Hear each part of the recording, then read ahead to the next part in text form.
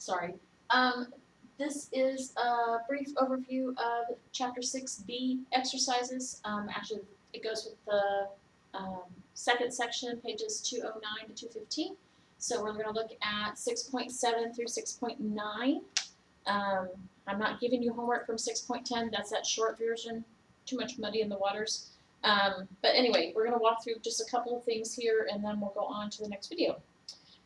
Chapter 6, exercise 6.7 is asking you to make truth tables for the answers you got in exercise 6.3. So you have to turn back a little bit. This is on, page 215 to start with, so get there. Chapter 6B, and the A, B, and C, as I told you before, is just my way of breaking up the chapter so that on the grade book I can have different pieces for it. So anyway, 6.7, okay, so we're going to look at number 3. Number 3 ended up being not P and not Q, okay? Now, technically, you have this idea of the positives and negatives here, and so we're going to walk through the whole thing. You start off with your P and Q as part of your guide, okay? And then you're going to have to do a not P and a not Q, and then you get not P and not Q, okay? That's your therefore, basically. So this is your truth table. You start out like all the others. You have 2 variables. Remember, the not doesn't change it to a different variable. It just gives you a different truth value, okay? So we have 2. So we have 4 rows, okay? So true, true, false, false, true, false, true, false, okay? That's the one piece. Then we have our lovely nots. Remember, the not is opposite day. So for this one, for the not P, you're going to do false, false, true, true. Okay, and you see where that is? Every place that P is true, not P is false. Every place P is false, not P is true. Try saying that real fast. Okay. The next one, also easy peasy. Okay, I have Q, but here I have not Q. So every place that Q is true, not Q is false. Okay? So then I'm looking at, the last relationship I'm looking at in this particular exercise is between these guys. Okay? So I don't have to worry about them anymore. They've done their job. Now it's these guys' turn to do their job. Not P and not Q. We go back to our conjunction and we know that the only time a conjunction is true is when both elements are true. Okay, so I go down false and false. False. I have a false here, my whole thing's false. I have a false here, my whole thing's false. 2 truths, yay, finally get a true. Okay, so that's what your truth table looks like for 6.7, number 3. Do the others this way too. Okay. Let's see. We also want to look at, I have to do my homework ahead of time, so give me just a second here. 6.8 asks you to make a truth table for the argument and then decide whether it's valid or not, okay? And I think in your homework I gave you 1 through 5, if I'm not mistaken. Yes. So we're going to look at number 10, okay, to kind of mix things up a bit. Okay, so let's see. Can you still see me over here? I think so, but we're going to make it go over just a little. Let's see. Think. Okay. So 6.8, number 10. Actually, get to number 10 here, I think. There we go. Okay. Did I do that right? P to Q, if P then Q, therefore, if P then Q. Okay, this gives us a couple of things to look at. Okay, my argument is if P then Q. Therefore, if P then P and Q. Okay, so now I have parentheses. What in the world? Okay. When remember at the beginning when we were talking about how to set these things up, I told you to watch out for more than one connection, more than one symbol in a single line. Okay, and here we finally have one. I have two connections here, so I'm going to need to kind of spread them out, separate them in my truth table, so I can get at the real connections and have a correct piece here. So I'm going to walk this out for you, kind of off camera. So we have our normal P and Q, okay? And then what I do is any place where I have two or more connections in a line, I break those apart into their own pieces. I already have P here, so now I need this guy, P and Q, as part of my guide, okay? It's not really part of my argument by itself, but it plays a part, and I need to have that connection, okay? Then, once I have my guide figured out, I have to do my premises. So my first premise is if P then Q.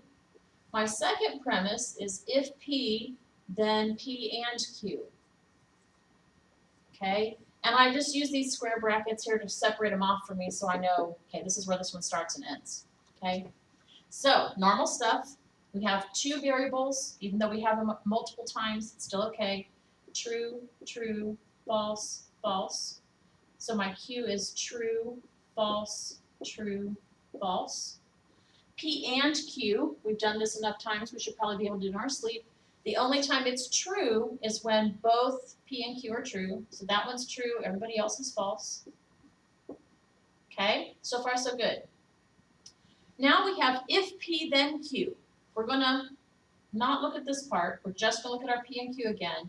And we know the only time it's false is when the first constituent is true, but the second constituent is false.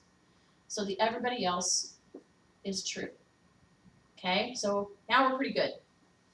The last piece we have to do here is kind of the hardest thing. And I'm going to sit my notebook down for a second too. We have to look at P and this truth values for P and Q. Okay, so we're going to look at the relationship, the if-then, the conditional relationship between P and P and Q, okay? And so here, we know that if, in a conditional, if the first one is true but the second one is false, we have a false. Everybody else is true, okay? So I go true and true, okay, here's a true and a false. This is false. This one's true, everybody else has a false to begin with, so there, I'm done. Okay? Not hard, really, really not hard. So, this is my only premise, okay, and it's here. This is my conclusion. I have 3 truths. So far, so good. I have 1 false conclusion, but its premise is also false, so he's fine. So this is a valid argument, okay? And you have to do all of that. The reason we make truth tables is to determine whether or not it's possible for our argument to end up with true premises and a false conclusion. That makes it invalid. Remember our it's impossible statement over here, okay? So 6.7 number 3, 6.8 number 10, do those in that way. Now I have to look at 6.9. Find my little tab. Very colorful.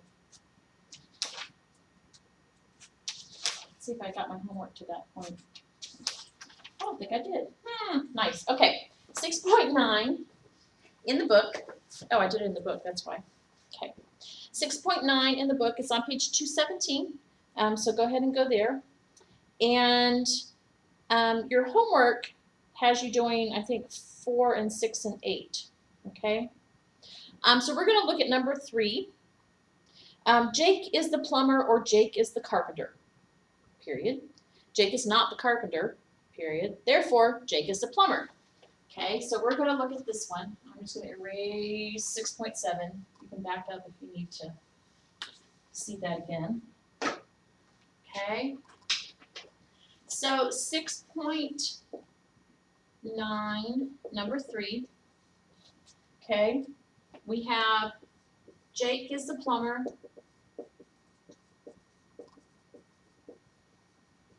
Or Jake is the carpenter. That's my first sentence. Jake is not the carpenter. We know that he's from State Farm, right? Jake from State Farm. So Jake is the plumber. Now, this is a very straightforward, simple argument, yes? So we don't have to worry too much about this, but we're going to do it anyway. Here's our or, and we have the periods, 3 of those, so we know we're going to have 3 lines. Here's the only other piece, and my not. Okay? So we've got it all parsed out already. So we have Jake is the plumber. That's my P. Here he is again. There's the P. Let's do this guy. Jake is the carpenter. Oh, that's just another green. That was bad. Okay, Q. Q. Okay, but it's a not Q. Oops, I put that up there. Okay, so my sentence, my argument is P or Q. Okay, not Q, therefore P. Okay, pretty easy, yes? So now we have to set up the truth table. We have our P, we have our Q. We don't really have to set in a not Q because it's not attached to anything else. There's only one piece, one connection in each premise, each line. So, okay, so we have not Q. We have P or Q, and no, it doesn't matter which order you put them in. And we have, therefore, P, okay? So, my normal, right? Everything's good. True, true, false, false. True, false, true, false. Okay, not so horrible. Our Q gets a not Q. False, true, false, true. Our P or Q, we know that the only time our P or Q is false is when we have 2 falses. So there's my false. Everybody else has at least 1 true, so there's all true. Okay? And then we have our P here, and it's the same thing here, right? So true, true, false, false. So far, so good? Okay. So my 2 trues are fine. My false here has at least one false premise, so that conclusion's okay. This one, same idea. So he's okay. So this is valid. Now, we probably knew that from the beginning, but again, practice is good. I will tell you the number 4 that's on your homework is the same argument. Promise. It's a little more complicated looking, but once you break it down into its parts, it comes out the same way. That's why we put all these arguments into P's and Q's, into penguins and quail, because they end up being much easier to work with than our sometimes convoluted English, okay? So, there's 6.9. Do all your other ones that you're assigned in that section like this, and you'll be fine. Okay? Again, let me know if you have questions, but this is the end of our 6B exercises. Oh, I don't have a touch screen.